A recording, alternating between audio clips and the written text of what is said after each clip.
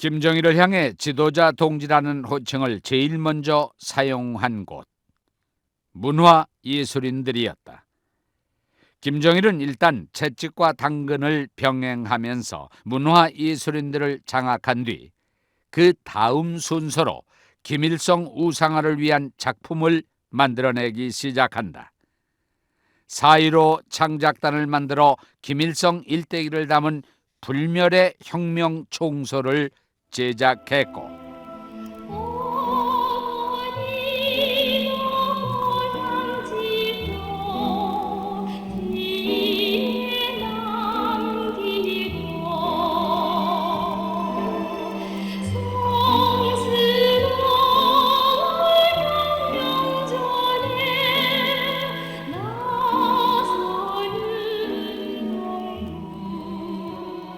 북한에서 5대 혁명 가극이라 불리는 피바다, 꽃 파는 처녀, 밀리마 이야기하라 등을 만들어낸다.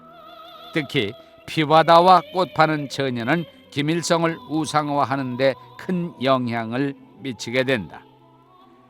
김일성과 빨치산 측근들도 피바다를 보고 감동했고 김정일의 능력을 인정하게 된다.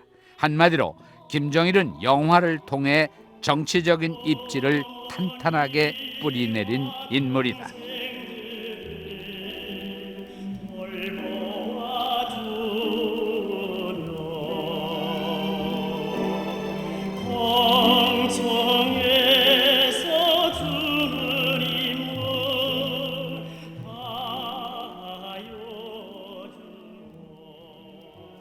김정일은 영화 예술인들을 장악한 공을 인정받아 1969년 9월 중앙당 조직지도 부부장 겸 선전선동부 부부장으로 승진한다.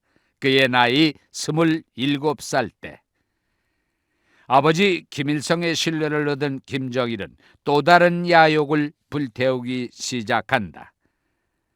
황장엽 중앙당 비서가 한국으로 망명한 이후 줄곧 황장엽 선생의 비서로 활동했던 손광주 씨. 사실은 이제 이미 1960년대 말쯤 되면은 그것이 이제 김정일과 김영주 간의 권력 투쟁이 대단했고 사실상 김정일은 승리로 끝나게 되죠. 특히나 빨치산 노병들이 최현이라든지 김일이라든지 이런 사람들이 빨치산 그 김일성의 그 말하자면 부하들이 전부 김정일을 지지를 했습니다. 또 김정일은 그들의 지지를 받기 위해서 5대 혁명 가극을 만듭니다. 그러니까 피바다라든지 그런 가극들을 만들었죠. 그래서 노병들이 점수를 많이 땄습니다. 그래서 이제 상황은 김정일한테 유리하게 돌아갔고 마지막 넘은 가문이 바로 이제 이 김성애 격까지죠. 근데 이거를 이제 김정일이 어려운 여러 가지 상황에서도 이들 격까지들 물리치고 이제 후계자가 되었죠. 김정일이 권력을 잡는 데 있어 마지막 곁까지는 계모 김성애와 배다른 동생들이었다. 아지미와 평일이 영일이는 언제 적이 될지 몰라. 그런 격까지는 빨리 쳐내야 돼. 걸어. 아버지하고 어머니가 나무고 나와 경이는 원가지야. 그렇다면 삼촌하고 아지미, 평일이 영일이 경진이는 격까지지. 격까지는 무조건 쳐내야 돼. 걸어. 여기서 잠깐 살펴봐야 할 것은 김정일이 삼촌 김영주와 김성애 등을 곁가지로 규정한 것은 봉건시대 적자론과 닮았다는 점이다. 어쨌든 김정일은 1974년 2월 후계자로 지목된 이후 곁가지들을 쓸어버리기 위해 계획을 세운다. 동지들은 잘 들으시오. 당 조직 지도부 안에 격가지 문제를 전담하는 제10호실을 만드시오. 그리고 앞으로 격가지들의 동향은 낱낱이 보고하시오. 다른 사람들이 격가지 대상자들에게 접근하지 못하도록 막고 만약 접근을 할 경우 응당한 처벌을 할 것이오. 격가지는 도단하면 아니 돼. 알겠소? 그리고 김정일은 무자비하게 곁가지들을 잘라낸다. 먼저 김성애의 추종자들 전원을 농촌과 탄광으로 쫓아버린다. 삼촌 김영준은 1975년 7월경 가족들과 함께 양강도 산골로 추방한다. 김영준은 그 후 18년 동안 세상에 나오지 못했다. 김정일은 배다른 동생들도 매장시켜버린다. 김평일, 김영일, 김경진을 모두 외국으로 보내버린 것. 특히 김일성이 자기를 닮았다며 아꼈고 장차 조선인민군을 이끌 장군감으로 점찍었던 둘째 동생 김평일의 경우 김정일이 권력을 잡고 있는 동안에는 계속 외곽을 떠돌아야만 했다. 김정일은 아버지의 장례식을 치르는 순간에도 이복 동생의 이름을 빼버리는데 김정일 통치 기간 내내 외국 대사로 떠돌아야 했던 김 위원장의 이복 동생 김평일도 명단에서 빠졌습니다. 북한은 지난 김정일은 1994년 김일성이 사망했을 때 장의위원회 명단에서도 김평일을 빼버린다. 마지막 가는 길까지 막아버린 것. 김정일은 무자비하게 곁가지를 잘라버렸고 후계자의 자리에 성큼 다가선다. 김정일이 김일성에 이어 독재자가 될 수 있었던 방법은 실력이 아니라 김일성을 우상화하는 것. 수종님께서 친필하신 부류의 고전적 명작들을 영화로 옮긴 작품들이 바로 우리 영화 예술의 전통을 이루는 뿌리로 됩니다. 영화의 기름진 화폭 속에 살아 숨쉬며 사람들에게 계급투쟁의 심오한 진리를 새겨주는 꽃 파는 처녀. 이미 문화예술계를 장악한 김정일은 김일성과 빨치산들의 항일 무장투쟁을 과대 포장하기 시작한다. 1960년대 후반 북한에선 김일성에 대한 개인 우상화와 수령 독재가 획기적으로 강화되는데 이 모든 것이 김정일의 의도였다. 김정일은 1960년대 후반 선전사업을 주관하면서 빨치산 참가자들이 쓴 회상기까지 모두 회수한다. 이때부터 김정일은 김일성의 혁명활동을 주제로 하는 소설을 대대적으로 출간했고 영화 역시 김일성을 영웅으로 만드는 영화만 만들었다. 이후 북한 주민들은 역사의 진실을 알지 못한 채 왜곡되고 과장된 김일성의 혁명 역사를 마치 사실처럼 받아들이게 된다. 김일성 역시 점점 신처럼 떠받드는 걸 즐기고 있었다. 원래 항일 빨치산 참가자들 중 림춘추나 최용진은 김일성을 이렇게 불렀다고 한다. 그 왜들 김일성 장군님이라고 부르는 겁니까? 공산주의자들이 무슨 장군님이라는 말을 쓴단 말이오. 그저 김일성 동무라고 부르면 되지. 김일성의 항일 빨치산 선배인 최현은 김일성 동무라는 말도 쓰지 않았다. 내래 오늘 김일성한테 전화해서 김일성이 나를 수산상으로 임명한대. 그렇죠. 황장엽 선생님이 늘 하시던 말씀이지만 그 60년대까지만 해도 김일성이가 동지였죠. 우리 빨치산 갇혀던 동지, 나이 어리지만 우리가 내세웠던 동지. 그래서 최현 뭐 이런 사람들은 당연히 뭐 일성이 뭐 이렇게도 얘기하고 서히 인간성이 많이 내재돼 있던 김일성도 감히 그거를 뒤집으려 하지 않았던 인민군 대위였던 김성민 씨의 증언처럼 60년대 이전에는 김일성도 동지였다. 그런데 1960년대 말을 기점으로 북한에서는 그 누구도 김일성을 동무나 이름으로 부르지 못했다. 김정일이 김일성을 누구나 어버이로 모셔야 하는 위대한 존재로 만들었기 때문이다. 점차 김일성의 신임을 얻기 시작한 김정일. 남은 것은 후계자로 인정받는 일뿐이다. 후계자로 인정받는 과정은 순조로웠을까?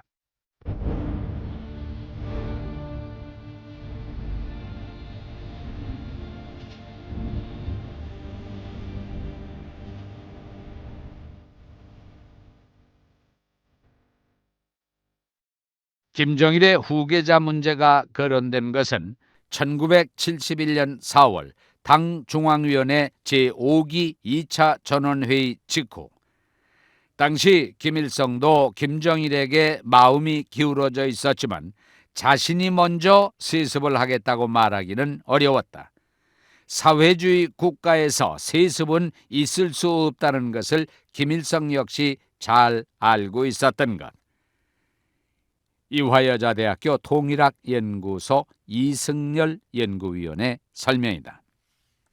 김정일에 대한 후계자 논의가 1971년도부터 이제 당 원로 회의에서 이제 거론이 되고, 이때 이제 김일성 같은 경우는 당장 그 김정일을 후계자로 받아들이는 데 대한 부담이 컸죠. 왜냐하면 그 당시 사회주의 국가였던 러시아나 소련이나 중국 등 이런 국가에서는 기본적으로 혈통승계를 하지 않거든요.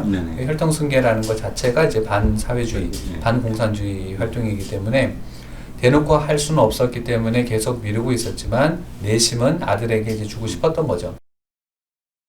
김일성의 속마음 역시 김정일을 후계자로 지목하고 싶었지만 그럴 수는 없는 일이다.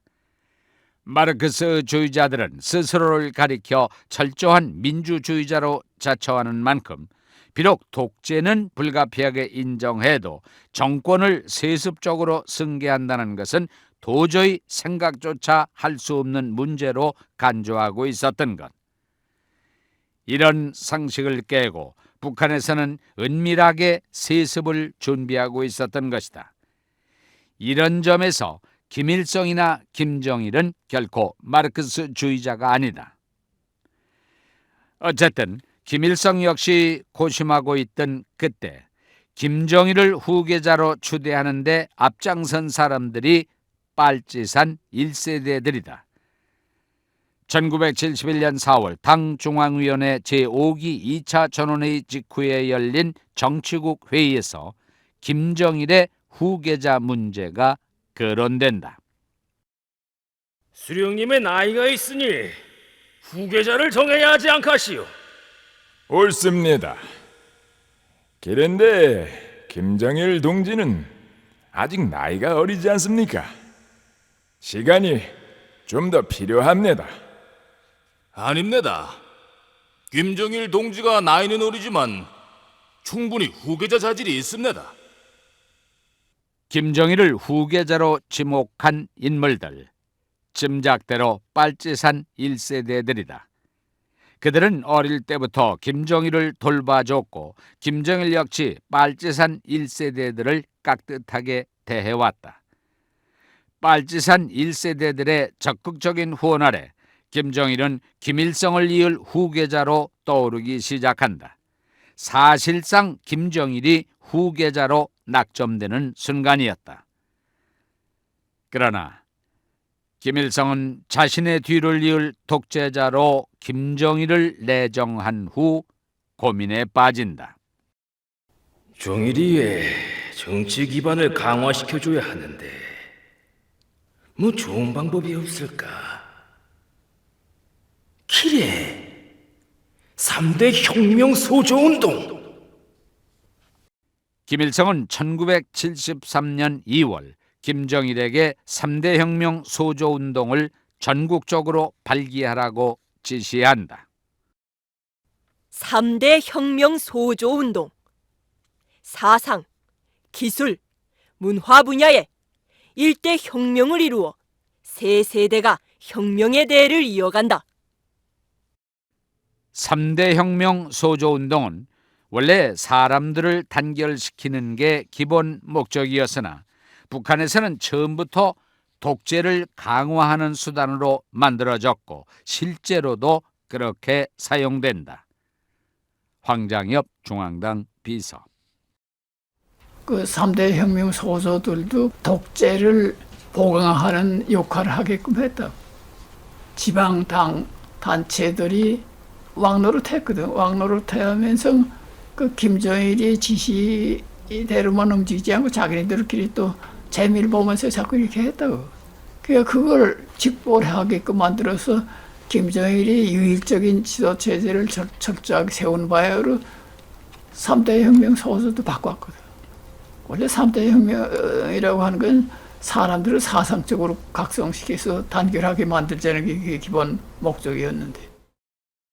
김정일은 처음부터 3대 혁명 소조원들에게 막강한 권한을 주었다.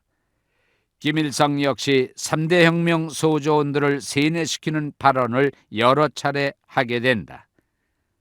당시 3대 혁명 소조원으로 활동했던 장혜성 씨의 증언.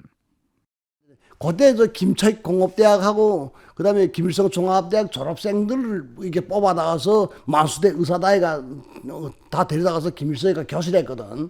그 김일성의 교실 내용 뭐냐니까 이제까지 내 간부들 다 했는데 간부들 믿지 못하겠다. 다 이게 그 자본주의 사사에 물들은 간부들이기 때문에 계속 리기주의, 자본주의 뭐 이런 것들 계속 나오는데 이제로부터 너희들은 정말 다 주체교육만 받은 사람들이지 않냐. 해방후 출세이고. 그렇기 때문에 이제 내 마지막으로 너희들을 믿는다. 너희들을 믿으니까 그래서 나가서 그 간부들의 전행, 그다음 요령주의, 형식주의 이걸 다 철저히 까발켜라.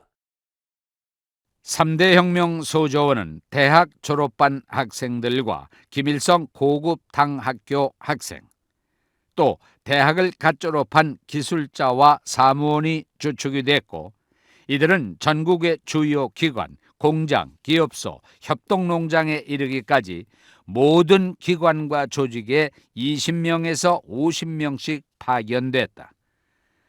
3대 혁명 소조원들은 해당 기관과 조직의 업무를 조정하고 감독하는 역할까지 하게 된다.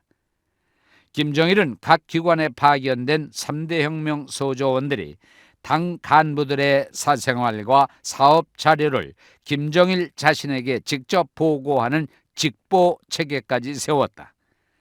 자신의 입지를 세우는데 3대 혁명 소조원들을 철저하게 이용한 것이다. 황장엽 선생의 비서로 일했던 손광주 씨. 김정일이 후계자로서 자신의 지위가 공고히 돼야 되니까 자신의 측근 세력을 많이 만들기 위해서 내놓은 것이 3대 혁명 소조운동입니다. 그것은 김정일 스스로가 내세운 것이 아니고 아버지 김일성이 김정일을 보니 이 김정일을 지지해주는 신진 세력들이 많아야 되겠다라는 생각하에서 김정일한테 사상, 기술, 문화 3대 분야에서 새로운 혁신을 일으키고 그렇게 해서 네가 정치적인 기반을 닦아라. 그 집안을 닦아라는 겁니다. 그래서 김정일이 이제 이때부터 자신의 측근 세력들을 많이 두게 되죠. 그러나 3대 혁명 소조원들은 처음부터 문제가 많았다. 김정일이 독재의 기반을 세우기 위해 이용한 3대 혁명 소조 운동. 어떤 문제점이 있다는 것일까?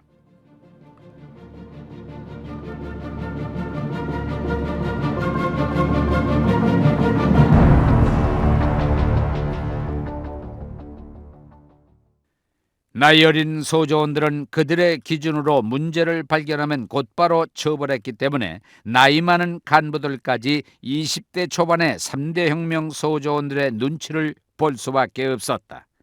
나중에는 간부들의 사적인 문제나 공적인 문제를 3대 혁명 소조장에게 보고하고 결재를 받는 식으로까지 폐단이 이어졌다. 저 3대 혁명 소조를 파견했거든요. 이게 공업, 농업 부문에 모든 다 파견했어요. 근데 이 사람들한테 막강한 권한을 줬습니다. 나도 그때 그 막강한 권한을 가지고 나갔던 건 사실이고. 근데 대학생들이 말 그대로 대학생은 대학 학교에서 배우는 뿐이지 생산 현실에 대해서는 전혀 알 수가 없잖아요. 그런데 나가서는 간부사업까지 제일 사람한테서 무서운 게 간부사업입니다. 그래서 뭐 작업반장 같은 저 사람 작업반장 떼라. 그럼 당한 거지. 떨어지면 끝이잖아요. 특히 사회주의권에서는 간부사업이 아주 중요한데. 그러니까 이런 그 아무것도 모르는 대학생들한테 막강한 권한 주니까 내려가서 그 폐단이라는 게 엄청나게 이루 말할 수 없이 일어난 거지.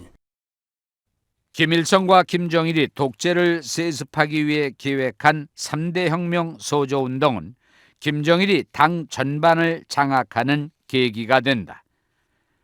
북한 주민들은 조금씩 김정일을 주목하기 시작했다. 그러나 국가 전반에 대한 당 중앙, 즉 김정일의 통제가 강화될수록 북한 경제는 심각한 타격을 받는다. 북한 경제가 타격을 받은 이유 중에 하나가 경제 개발의 주역이 되어야 할 각 분야 전문가들이 매일 혁명소조원들의 사상 검증을 받아야 했기 때문이다. 아무리 기술과 능력이 탁월한 전문가라 해도 당성이 미약하면 철저히 소외되고 말았다. 전문 지식과 경험이 없는 3대 혁명 소조원들의 간섭과 횡포로 경제 관리는 엉망이 될 수밖에 없었다. 일선 간부들은 3대 혁명 소조가 횡포를 부렸다며 중앙에 억울함을 호소했지만 이들의 의견은 받아들여지지 않았다.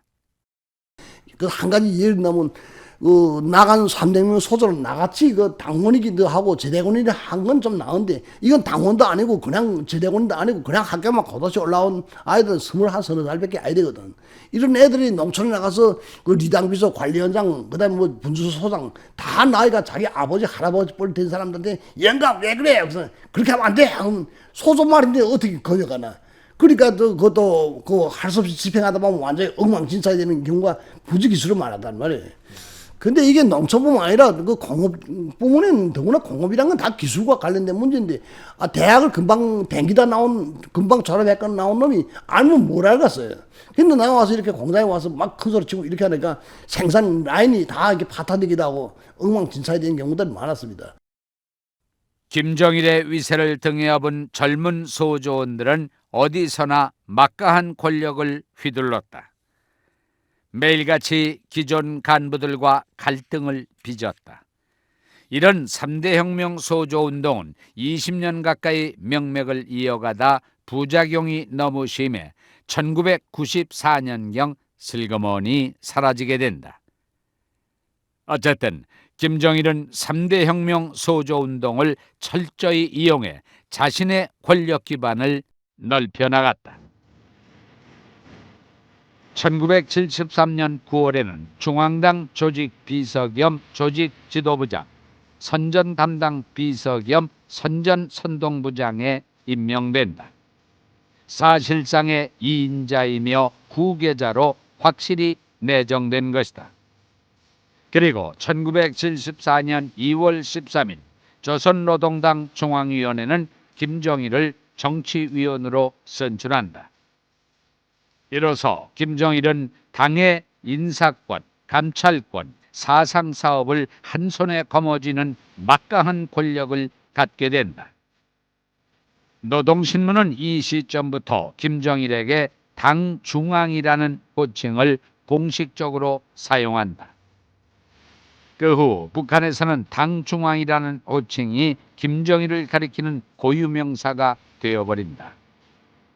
김정일의 후계자 등장과 함께 전국에서는 김정일 동지에게 끝까지 충성을 다하자는 내용의 결의문과 충성 서약서를 앞다투어 채택하기에 이른다. 북한에서 대를 이은 독재자가 자리를 잡은 것이다.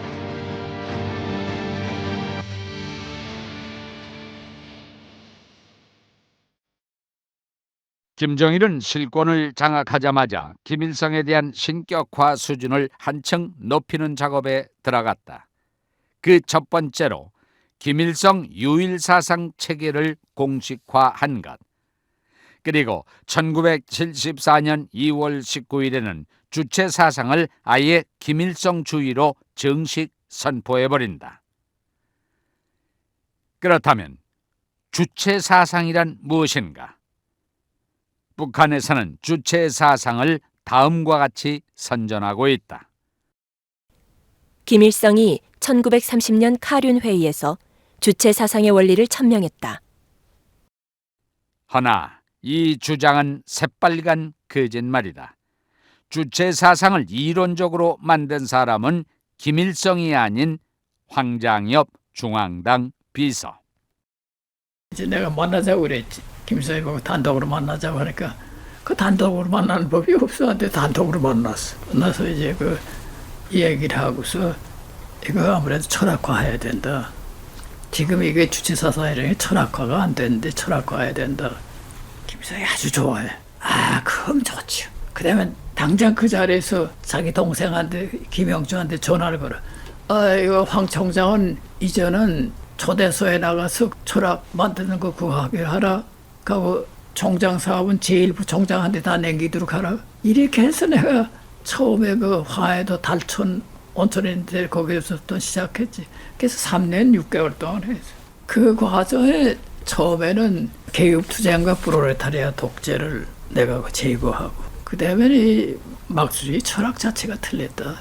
유물론도 건치고 변주부도 건치야 돼. 유물사관도 건치고. 이렇게 해서 한 6개월 하니까 그 기본 틀거리가 돼서 그 6개월 동안 정말 정신없이 그렇게 하고서는 그걸 그리고 주체 사상에 대한 정의가 대외적으로 처음 나온 것은 1972년 9월 17일 일본 마이니치 신문. 주체 사상이란 혁명과 건설의 주인은 인민 대중이며 혁명과 건설을 주동하는 힘도 인민 대중에게 있다는 사상이다. 다시 말하면 자기 운명의 주인은 자기 자신이며 자기 운명을 개척하는 힘도 자기 자신에게 있다는 사상이다. 북한에서는 이런 주체 사상과 관련해 1970년대에 들어서면서 이론적으로 체계화하는 사업이 시작됐다. 따라서 김일성이 1930년에 주체 사상을 만들었다는 건 새빨간 거짓말이다. 주체 사상의 이론을 체계화하는 과정에서 김일성에게 보고를 했는데 김일성은 내용이 어려워 읽지도 못했다. 이거 해선 김일성한테 올렸지. 김일성이가 그 기술속이 가방 가지고 다니는 거 리건일이라고 하는 거 그 김명화 어머니라고 최상이랑 많이 쓴 여자의 아들이야. 이건일이한테 내가 물어봤지. 그 좀 읽었나? 그러니만 밤낮 그 가방에다 요라 해가지고선 한 20일 됐는데 8페이지밖에 못 읽었어요. 그래. 그러다가 이제 72년에 헌법 만들 때 경북도 그 수풍담이 있는데 늘 거기 휴양 나가는 데가 있어. 거기 가서 한 달 동안 내가 같이 있었어. 그래서 그 저녁 먹고서 그거 좀 읽었습니까? 네, 그러니까 못 읽었다고 그래. 그거 참 힘들어 그래. 그 좀 쉽게 올릴까요? 그러니까 아니 그것보다도 좀 간단한 거 한 100개 써가지고 이거 발표하자 그래. 그래서 그다음에 처음으로서 쓴 게 주체사상과 우리 조선노동당의 대내외 정책하는 걸 처음으로 써서 그걸 이제 하나 발표했지. 1980년대 중반 북한의 방송과 서적을 통해 북한 주체 사상을 연구해 한국 학생운동의 주체 사상을 전파했던 김영환 씨. 주체 사상의 대부로 불렸던 김영환은 1991년 북한에서 보낸 잠수정을 타고 입국을 해서 김일성과 2차례 독대를 한 적이 있다.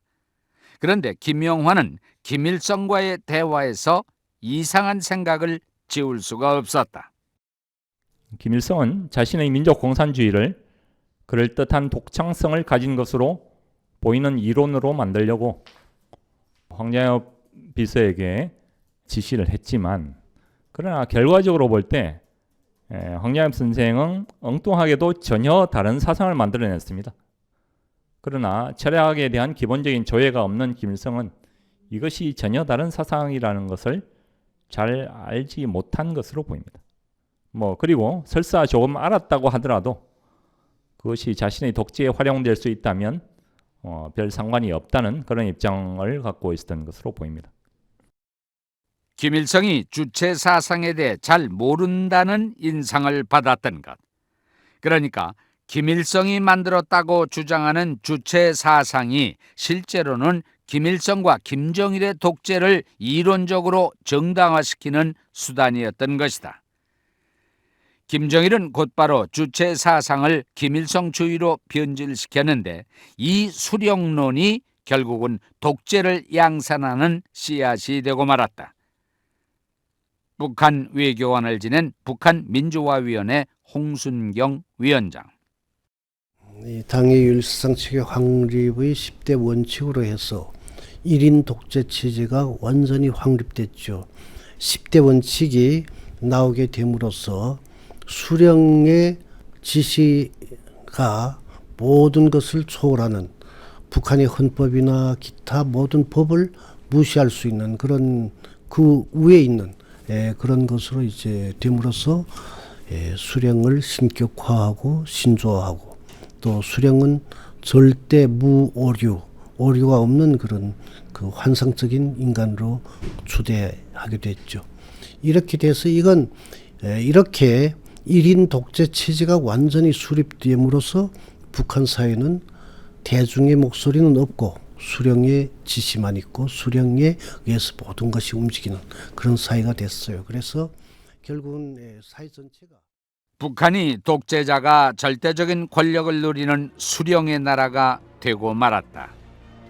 인민들은 일거수일투족을 김일성, 김정일 부자에게 보고했고 그들의 명령에 따라 행동하기 시작했다. 조선민주주의 인민공화국이 인민의 나라가 아니라 수령 독재의 나라가 된 것이다. 그리고 김정일이 수령 독재의 나라를 이어받고 말았다.